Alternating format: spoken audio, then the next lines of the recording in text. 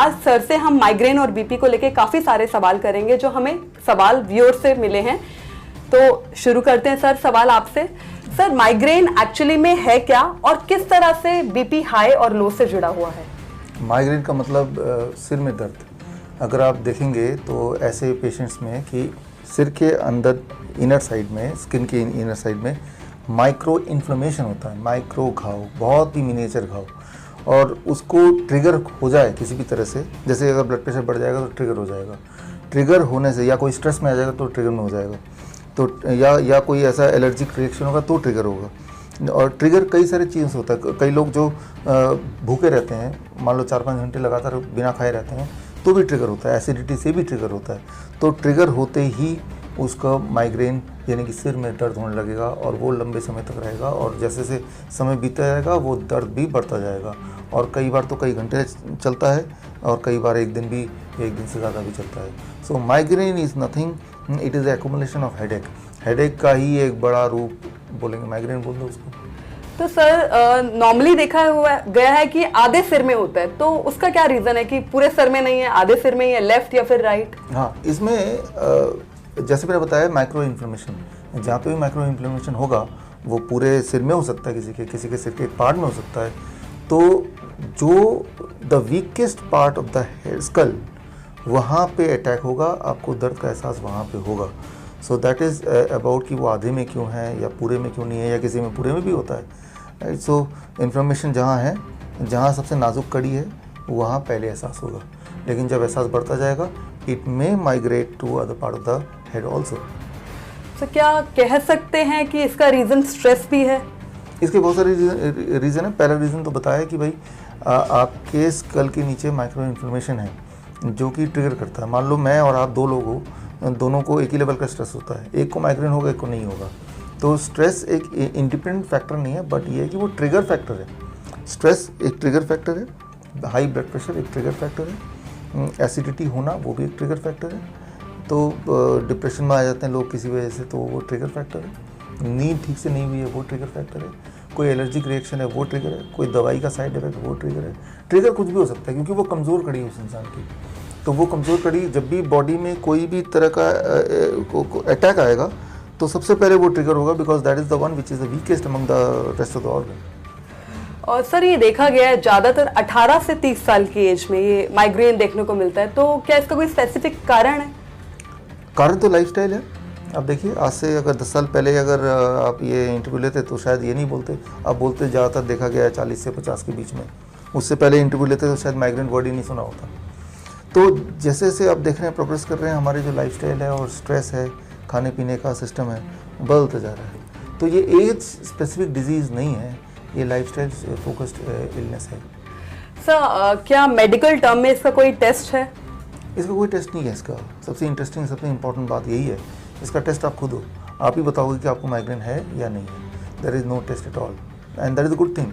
अगर टेस्ट होता है तो फिर वो एक्सप्लॉइट करते हैं, फिर किसी को भी बोल देंगे आप माइग्रेन के पेशेंट हैं। जैसे ब्लड प्रेशर का टेस्ट है, ब्लड शुगर का टेस्ट है, और जब टेस्ट होता है तो उसका डायग्नोसिस जो है, वो डायग्नोस्टिक क्राइटेरिया वो धीरे धीरे स्क्वीज होता जाता है।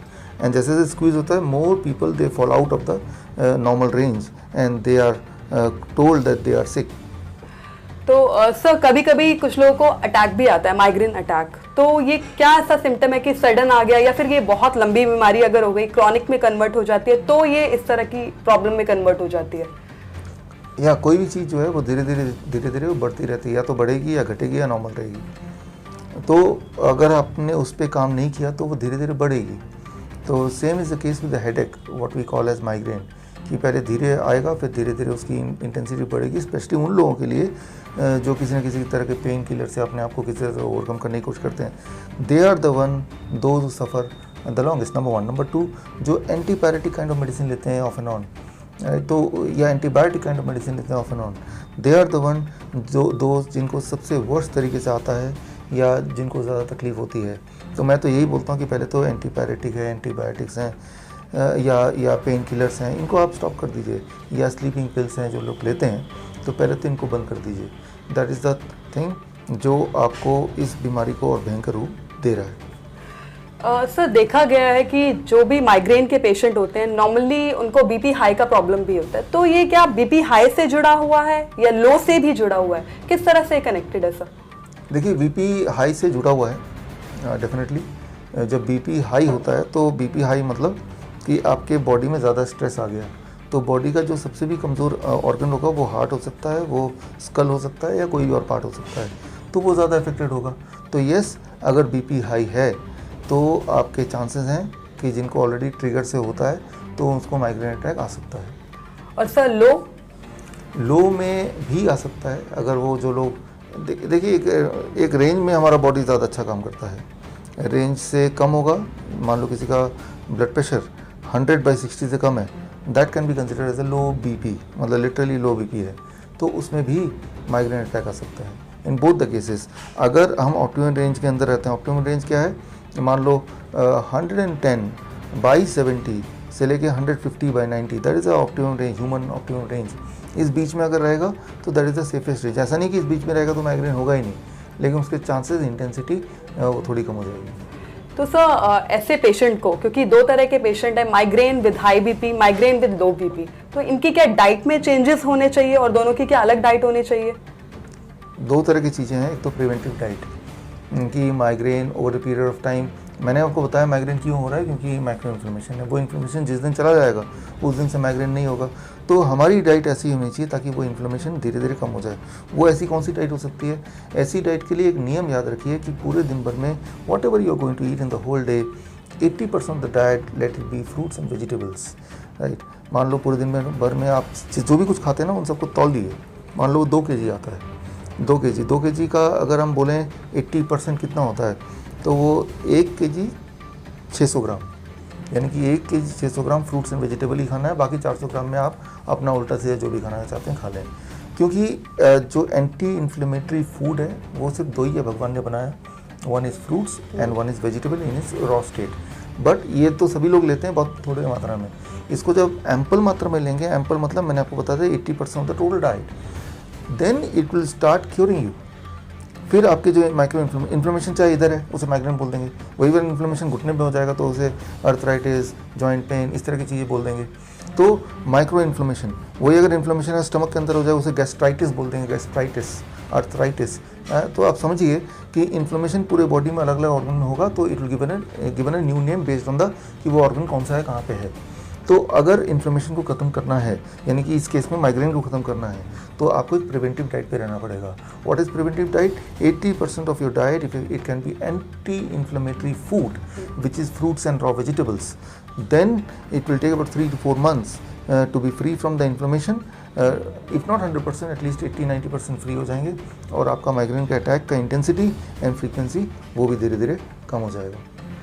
सर जो मुझे समझ आया, लाइक ब्लड प्रेशर हाई और लो, तो मुझे तो ये लगता है कि शायद दोनों ऑपोजिट है। लाइक बीपी हाई में आपका शूट हो रहा है ब्लड का प्रेशर और लो के अंदर डाउन जा रहा है, तो सर सेम डाइट हम लोग फॉलो करेंगे? ये सेम डाइट फॉलो करेंगे दोनों के केस में। वो इसलिए सेम डाइट फॉलो करेंगे क्योंकि the diet which I am telling you this, हम जो भी आप खाते हैं वो पहले तो स्टमक में जाता है। नाउ द स्टमक डिसाइड्स कि बॉडी को क्या चाहिए, कितना चाहिए और कौन सी जगह पे चाहिए, फिर वो रूट होता है। Rest of things is getting body से डिस्कार्ड हो जाता है। तो हमें सिर्फ अपने न्यूट्रिशन को पेट तक ही तो भेजना है। उसके बाद कौन सा वाला पोटेशियम, फॉर एग्जांपल अगर ब्लड प्रेशर ज़्यादा है तो पोटेशियम बॉडी कम लेगा फूड में से, और अगर ब्लड प्रेशर कम है तो सोडियम ज़्यादा ले लेगा, राइट। इस तरह से बॉडी डिसाइड करता है, स्टमक डिसाइड करता है कि कौन सा वाला न्यूट्रिएंट कितने पोर्शन में लेना है। लेकिन हमें टोटल न्यूट्रिएंट तो भेजना पड़ेगा ना एक बार स्टमक में, तभी तो बॉडी डिसाइड करेगा। सो टोटल न्यूट्रिएंट भेजने का एक ऐसा तरीका जिसमें बॉडी न्यूट्रिएंट एक्सट्रैक्ट कर पाए फूड से, that is the fruits and raw vegetables, जिसमें से एक्सट्रैक्ट करना इज़ ईजी। तो सर मतलब कह सकते हैं कि ultimately this diet will balance, कि अगर बीपी हाई है तो बी डाउन, अगर लो है तो it will make balance, it will come in mid, we can say. Sir एक चीज देखी गई है, कुछ लोग होम रेमेडीज भी यूज करते हैं इस केस में, जैसे कुछ स्पाइसेस हैं हमारे, इलायची हो गई, दालचीनी हो गई या तुलसी हो गई, तो या जिंजर, तो इस तरह के एक्चुअली में ये वर्क करता है? देखिए दो चीज़ें हैं। एक तो मैंने बताया कि अगर आपको उसको प्रिवेंट करना है, क्योर करना है, फिर तो डाइट काम करेगा, जैसे मैंने अभी बताया। I explain you 80% of the total diet, if it is fruits and vegetable for 3 to 4 months, so most probably your migraine will get cured. And जब माइग्रेन क्योर होगा सिमल्टेनियसली बीपी का फ्लक्चुएशन भी क्योर होगा।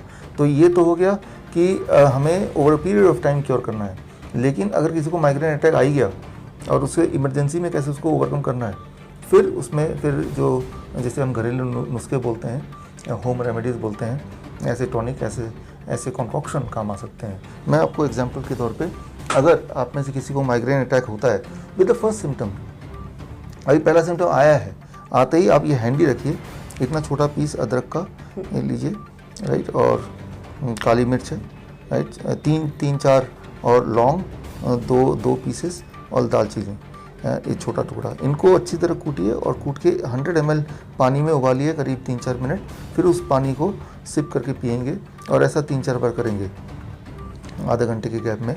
तो this is the home remedy, okay, right.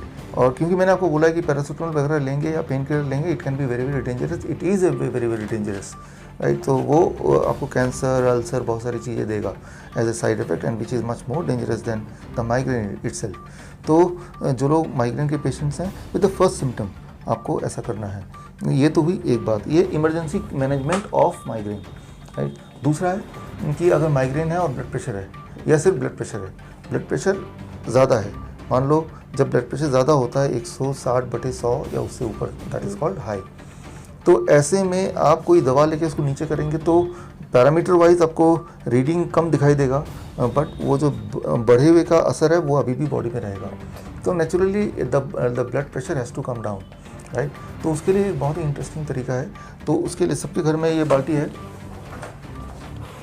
आप ऐसे बाल्टी लीजिए और बाल्टी लेके उसमें पानी गर्म करके इतना गर्म कीजिए कि आप के स्किन जले ना, बस आप बस सहन कर पाए, और आप दोनों के दोनों पैर उसमें डालिए, ऐसे डाल के like this, you sit under the with the bucket full of very hot water, right. आप क्या ऐसे 20 मिनट बैठना है, जैसे जैसे बैठेंगे तो वैसे वैसे पानी ठंडा होगा। एक और यहाँ पे मग रख लिया और इसमें बहुत ज़्यादा गर्म, इससे भी ज़्यादा गर्म पानी है, और यहाँ से एक मग पानी निकाल रहे हैं और एक मग पानी डाल रहे हैं, ताकि ये जो टेम्परेचर है ये एक लेवल से नीचे ना जाए। ऐसे अगर 20 मिनट करेंगे तो 10 यूनिट बीपी आपका डाउन हो जाएगा, 10 यूनिट बीपी डाउन हो जाएगा, 160 था तो 150 हो जाएगा, राइट। तो अगर आप माइग्रेन अटैक साथ में हैं तो सिर पे एक आप टॉवल ले लीजिए, गीले टॉवल, मतलब ठंडा पानी का टॉवल सिर पे रखा और फिर किया, तो ऐसे करेंगे तो बीपी तो डाउन होगा ही, साथ में आपका जो हेडेक है वो भी खत्म हो जाएगा 20 मिनट के अंदर, right. So this is the emergency management of blood pressure, कि ब्लड प्रेशर को आपको डाउन करना है नेचुरली, और साथ में अगर माइग्रेन है उसको भी डाउन करना है। अगर तो माइग्रेन नहीं है, सिर्फ ब्लड प्रेशर है, तो इतने से काम चल जाएगा, माइग्रेन है तो सिर पे भी पट्टी। और बेस्ट होता है जो हमारे पेशेंट्स करते हैं कि while you are doing it, waiting for 20 minutes, you sip that concoction also, जो मैंने अभी आपको बताया। तो ये आप देखेंगे कि ये बहुत ही फास्ट काम करेगा without any side effect, and this can be a true healer for you, but you try to do it with the first symptom. जैसे सिम्टम आए आपको वेट करने की ज़रूरत नहीं उसी वक्त, और सिम्टम ना आए तो आप कभी भी 2 घंटे से ज़्यादा खाने के बीच में गैप मत रखिए। जो स्पेशली जो क्रॉनिक माइग्रेन के पेशेंट हैं, आपने अभी खाया, 2 घंटे का अलार्म लगा लीजिए, उससे पहले कुछ भी नहीं मिलता तो एक केला खा लीजिए, आप इतने सारे नट्स खा लीजिए, स्प्राउट्स खा लीजिए, कुछ ना कुछ खाते रहिए with in a bracket of 2 hours, right. एक तो 12 घंटे के ब्रैकेट में खाइए 7 AM to 7 PM, लेकिन इस 7 to 7 PM में डोंट कीप मच गैप, तो वो ट्रिगर ही नहीं होगा। और फिर वो जो 12 घंटा है वो 12 घंटा बिल्कुल नहीं खाना, सिर्फ आपको पानी पीना है अगर तो प्यास लगी तो। Sir this is really amazing, but एक सवाल और है कि कुछ ऐसे भी पेशेंट देखे गए हैं जिनको माइग्रेन भी नहीं है, बीपी हाई नहीं है, लो है, यानी कि सिर्फ बीपी लो के पेशेंट, तो उसका नॉर्मली कहते हैं कोई ट्रीटमेंट है ही नहीं, तो ऐसे पेशेंट के लिए आप सर क्या बताना चाहेंगे? देखिए, ट्रीटमेंट किसी भी चीज़ का नहीं है, अगर आप देखें दवाई के थ्रू ट्रीटमेंट नहीं है, नेचुरल तरीके से ट्रीटमेंट है। तो अगर लो बीपी है, किसी का 100/60 भी लो हो सकता है, उसका नॉर्मल हो सकता है, that can be his own normal, right. अगर तो उसे कोई सिम्टम नहीं है, कोई डिस्कम्फर्ट नहीं है। लो बीपी वालों को डिप्रेशन होता है, तो अगर डिप्रेशन के अटैक है प्लस ब्लड प्रेशर 100/60 और 100/70 के आसपास दिख रहा है, तो प्रॉबेबली ये लो बीपी बोल सकते हैं। लेकिन अगर वो नॉर्मल है, एनर्जेटिक है और फिर बीपी 100/60 है, तो वो उसका नॉर्मल है। That may be low for other people, but for that person it is not लो।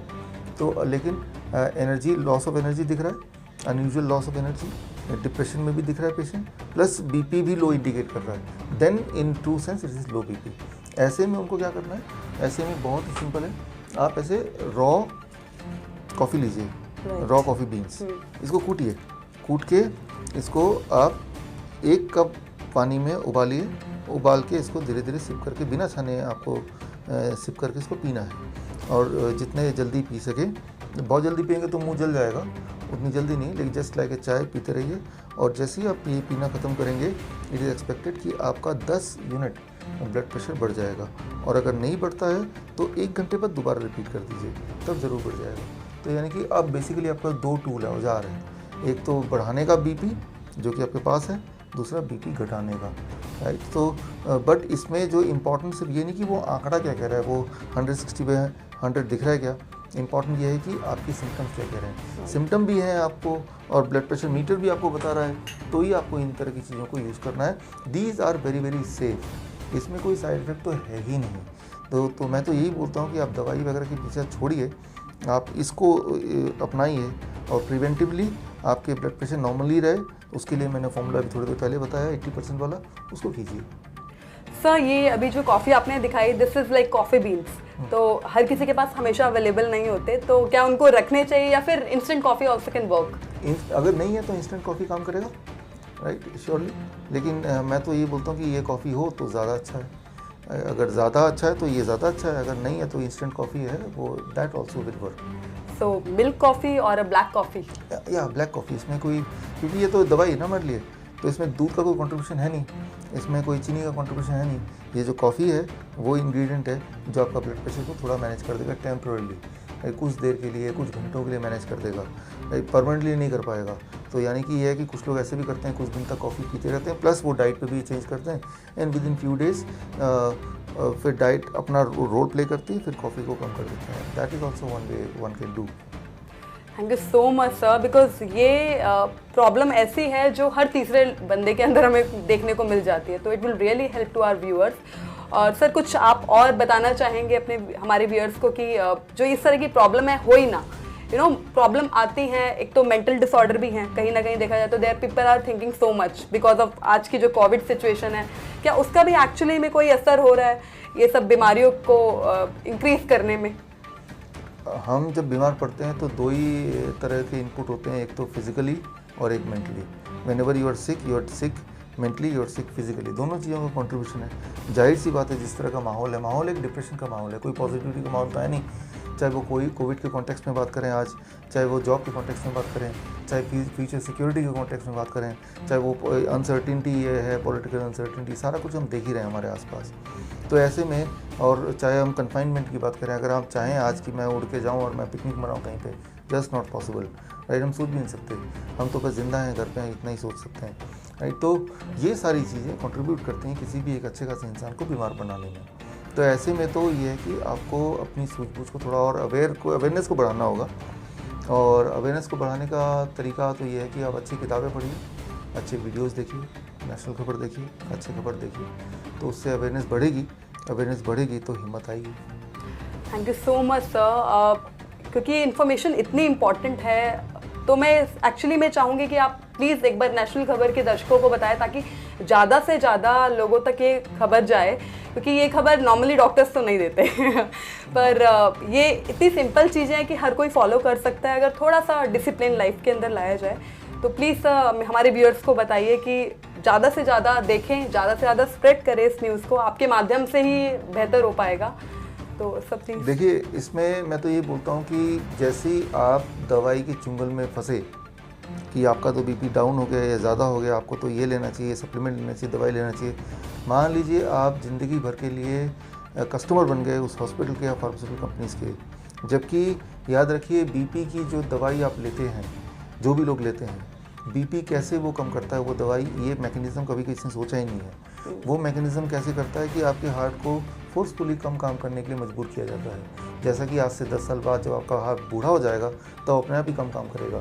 यानी कि आप अनजाने में ज़बरदस्ती अपने बॉडी के ऑर्गन्स को बूढ़ा बना दे रहे हैं ताकि रीडिंग ब्लड प्रेशर मॉनिटर में कम दिखाई दे, यानी कि आप खुद ही अपने दुश्मन बन गए। तो मैं तो यही बोलता हूँ कि किसी भी हालत में हमें ये बीपी की दवाइयों से या पेन किलर से या एंटीपायरेटिक मेडिसिन से पीछा छुड़ाना है, क्योंकि ये आपके बहुत बड़े दुश्मन हैं। इसी से किडनी फेलियर आता है, और किडनी फेलियर कितना पेनफुल बीमारी है ये तो हमने किसी और एपिसोड में पहले भी जिक्र किया है, नेशनल खबर के और एपिसोड में किडनी फेलियर वाले पेशेंट के बारे में, डायलिसिस के पेशेंट के बारे में। तो जब भी आप बीपी की दवाई मुंह से अंदर लेंगे तो याद रखिए आप एक कदम बढ़ रहे हैं towards kidney failure, towards dialysis. यानी कि जितना आपने कमाया पूरे जीवन भर आप तय कर रहे हैं कि वो सारा कुछ आपको किसी न किसी को फोर्सफुली देना है। और आपके जीवन के जो आखिरी 5 साल है या 7 साल या 10 साल है, जब भी वो आखिरी वाले होंगे तो वो is going to be very very painful.